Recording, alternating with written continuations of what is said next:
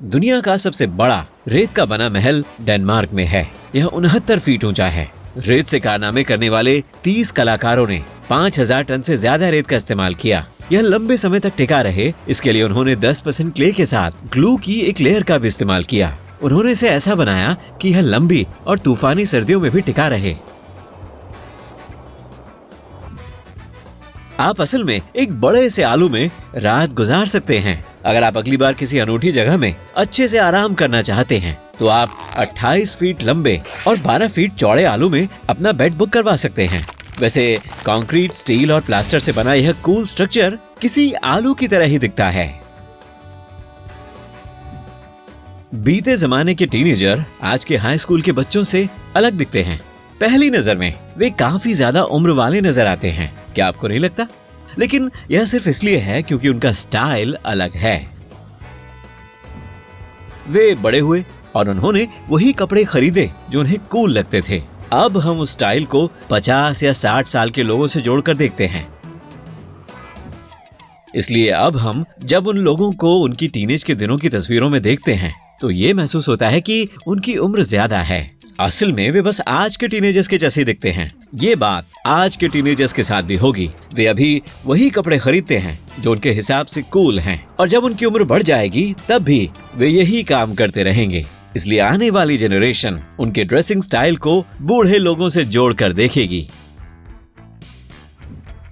Jaguar, black केमन, sloth, giant आर्madillo, ये कुछ जानवर हैं जो आपको अमेज़न रेन फॉरेस्ट में मिल सकते हैं। लेकिन क्या वे वहीं रहते हैं? थोड़ा रिवाइंड करें। जी बिल्कुल, इसके सेंटर में आपको एक हम्पबैक व्हेल भी मिल सकती है। ओशन के बीच ऐसी व्हेल का मिलना मुश्किल हो सकता है, लेकिन अमेज़न के बीचों बीच ऐसी व्हेल मिलने से आंखें फटी की फटी रह जाएंगी। वैसे यह 2019 में हुआ था जब वहां के लोगों को एक मरी हुई हम्पबैक मिली थी। शायद यह जानवर अमेज़न की नदी के मुहाने से बहता हुआ चला आया था और टाइड्स के खत्म होने पर जमीन पर ही रह गया।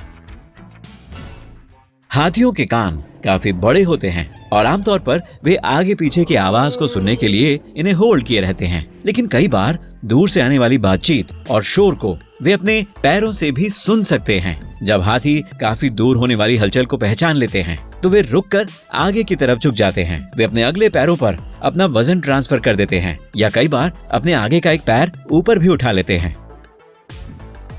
कई बार लोग सोचते हैं कि एप्पल पाई अमेरिका से आई थी, लेकिन नहीं।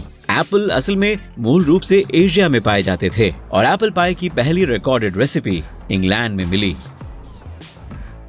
जब कोई मटेरियल सूर्य के सामने फेड हो जाता है तो आपके ख्याल में उसका रंग कहाँ चला जाता है? कई मटेरियल्स को उनके मॉलिक्यूल्स के रीजन से कलर मिलता है, जिसे क्रोमोफोर्स कहते हैं। वे खास वेवलेंथ पर फोटॉन्स को अब्सॉर्ब कर लेते हैं। फोटॉन लाइट की बेसिक यूनिट है। कुछ फोटॉन्स जो अब्सॉर्ब नहीं होते हैं वे फिर से बाहर निकलते हैं और उनकी वेवलेंथ वह कलर तय करती है जो हम देखते हैं। जब आप किसी मटेरियल को सूर्य की रोशनी में या हाई एनर्जी के फोटॉन में रखते हैं तो ये इसके क्रोमोफोर्स को नुकसान पहुंचा सकती है। इसी वजह से वे एक तय वेवलेंथ पर फोटॉन निकालने में कामयाब नहीं होते। लाल मटेरियल सूर्य की रोशनी में सबसे ज्यादा फेड होता है। उनके क्रोमोफोर्स इस तरह से लाल रोशनी को बाहर निकालते हैं कि वे वेवलेंथ के बाकी फोटॉन्स को भी समेट लेते हैं। आप खाना बना रहे हैं, सब्जियां काट रहे हैं? अरे नहीं, आपके तो आंसू निकल आए। हम जब प्याज काटते हैं तो हमारे आंसू निकल आते हैं क्योंकि उनका छिलका उतारने से प्याज एंजाइम और सल्फेनिक एसिड रिलीज करता है। जब ये दोनों मिल जाते हैं तो वे एक गैस पैदा करते हैं। यह हवा के जरिए फैलती है और आपकी आंख में इरिटेशन पैदा करती है। इससे आंसुओं वाले ग्लैंड्स जाग जाते हैं और वे इस इरिटेशन पैदा करने वाले एसिड को बाहर निकालने के लिए आंसू छोड़ना शुरू कर देते हैं। आपका दिमाग एक ही टाइम पर हाई लेवल के दिमागी काम वाली दो चीजें एक साथ नहीं कर सकता। जी हाँ, असल में आप मल्टीटास्क नहीं कर सकते। हम लोअर लेवल के कामों को मल्टीटास्किंग में अपनी पूरी ताकत झोंकना नहीं मान सकते। केवल उन एक्शंस में आपको सोचना पड़ता है। तो फिर जिसे आप मल्टीटास्किंग मानते हैं वे दो या ज्यादा कामों में तेजी से स्विच करना ही होता है। अपने पैरों और हाथों को उल्टी दिशा में मूव करने की कोशिश करें। एक चेयर पर बैठें और अपने बाएं पैर को क्लॉकवाइज घुमाएं। उसी समय अपने बाएं हाथ से 8 की शेप बनाएं। या दाएं हाथ और पैर से यही काम करके देखें। ऐसा लगता है कि आपका पैर अपना डायरेक्शन बदल लेगा, है ना? यह लगभग हर किसी के साथ होता है। अगर आप पैर को काउंटर क्लॉकवाइज घुमाते हैं तो भी ऐसा ही होगा।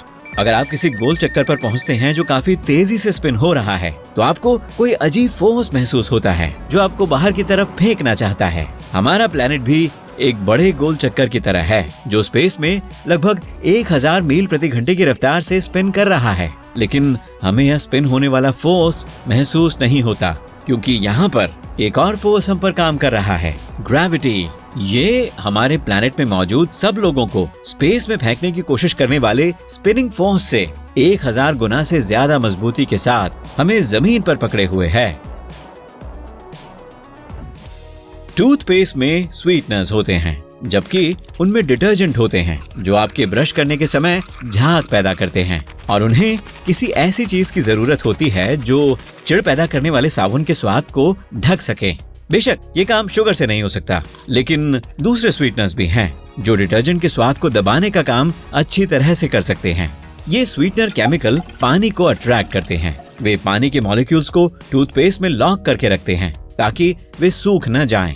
क्या आपने कभी नोटिस किया है कि जब बाहर गर्मी होती है तो आपको कितनी कम बार भूख लगती है?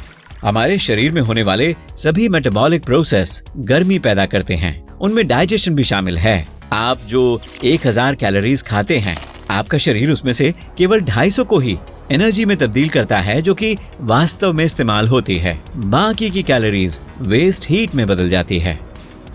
जब बाहर गर्मी होती है तो आपकी बॉडी ज्यादा गर्म होने से आपको सुरक्षित रखने के लिए काफी कठिन काम करती है। इसलिए आपके भारी लंच को पचाकर जनरेट होने वाली एक्स्ट्रा हीट की उसे वाकई जरूरत नहीं होती। इसलिए आपकी बॉडी एक तरह से थोड़ी देर के लिए आपकी भूख को वापस भेज देती है और पहले जमा फैट रिजर्व में से और एनर्जी खींच लेती है। कई बार जब आप अपने बिस्तर पे नहीं सोते तो आपके सपने कुछ अजीबोगरीब हो सकते हैं। जब आप किसी होटल या दूसरी जगह पर अपनी रात बिताते हैं जिस जगह को आप अच्छी तरह से नहीं जानते हैं तो आपको कुछ अलग अनुभव होता है जिसे वैज्ञानिक फर्स्ट नाइट इफेक्ट कहते हैं। एक स्टडी में उन्होंने पाया कि नए माहौल में पहली रात को आपके दिमाग की बाईं साइड दाहिनी साइड के मुकाबले हल्की नींद में होती है। यह शायद इसलिए कि इसमें एक इवोल्यूशनरी मैकेनिज्म होता है जो संभावित खतरों से हमें अलर्ट रखता है। आपके होटल के कमरे के बेड के नीचे शायद कोई मॉन्स्टर न हो, लेकिन आपको यकीन नहीं होगा कि वे हजारों साल पहले रहते थे। हो सकता है कि नए माहौल में पहली रात को आपकी नींद बार बार खुले। जब आप बार बार उठते हैं तो आपको वे सपने ज्यादा याद रहते हैं जिनकी वजह से आप ऐसी सिचुएशन में ज्यादा बेचैन महसूस करते हैं। आप काम पर हैं, अभी लंच किया है और दिन का आखिरी काम पूरा करने के लिए अब तैयार हो रहे हैं, लेकिन आप ऐसा नहीं कर पा रहे हैं। आपकी एनर्जी एकदम से क्रैश कर जाती है और आपका मन लेटने का कर रहा है और फिर से एनर्जी पाने के लिए झपकी की तलब लगती है। यह कार्ब हैवी मील रात को पूरी नींद न लेने या जरूरत लायक पानी न पीने की वजह से हो सकता है। साथ ही इसका एक और कारण भी हो सकता है। आपके दिमाग में एक छोटी सी जगह है जो आपके अंदरूनी शरीर की घड़ी को कंट्रोल करती है, जिसे सर्केडियन रिदम भी कहते हैं। यह पार्ट मेलेटोनिन रिलीज करने के लिए आपकी बॉडी को सिग्नल भेजता है। यह एक झपकी लाने वाला हार्मोन है। इस तरह यह आपको नींद का अनुभव कराता है और आपके शरीर का टेम्परेचर भी घटा देता है। आप दोपहर 2 बजे और 4 बजे के बीच कहीं इस प्रोसेस के एक मिनिएचर वर्जन से गुजरते हैं।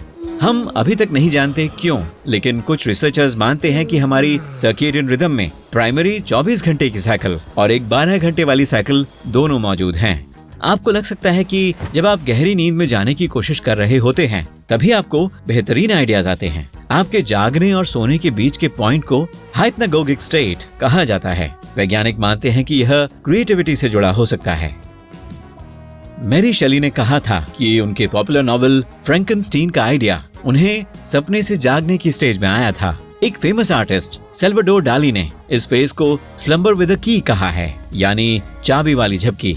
इस हालत में आपका दिमाग बेलगाम घूमना चाहता है और उस वक्त आपके पास न मोबाइल होता है, न दूसरे लोग और न ही आपको रोकने टोकने वाली कोई दूसरी चीज। इसलिए आपके दिमाग के पास फटाफट नए और क्रिएटिव आइडियाज के बारे में सोचने का काफी वक्त रहता है। अगर इस हालत में जाने के बाद आप गहरी नींद में चले जाते हैं तो हो सकता है कि आपके दिमाग में आने वाले ज्यादातर बेहतरीन आइडियाज को आप भूल जाएं। इसलिए अपने बिस्तर के पास एक पेपर और पेन जरूर रखें, शायद जरूरत पड़ जाए। 98 डिग्री फ़ारेनहाइट वह तापमान है जो काफी गर्म लगता है। बेशक इंसानी शरीर का टेम्परेचर भी उतना ही होता है। वैसे यह हमारे कोर का एवरेज टेम्परेचर होता है। हमारी स्किन का टेम्परेचर लगभग 93 डिग्री फ़ारेनहाइट होता है, लेकिन हमारी उंगलियां, पैर और चेहरा ज्यादा ठंडे होते हैं। हमारी स्किन में मौजूद रिसेप्टर्स टेम्परेचर में अंतर और बदलाव को लेकर रिएक्ट करते हैं। जब आप अपने नंगे पेट को अपने हाथ से छूते हैं तो आपको हाथ गर्म लगेगा, लेकिन आपके पेट पर ठंडा महसूस होगा। बेशक दोनों का स्किन टेम्परेचर होगा। इसी तरह से अगर आप अपनी उंगली मुंह में डालते हैं तो अंदर का भाग आपकी जीभ के मुकाबले ज्यादा गर्म महसूस होगा।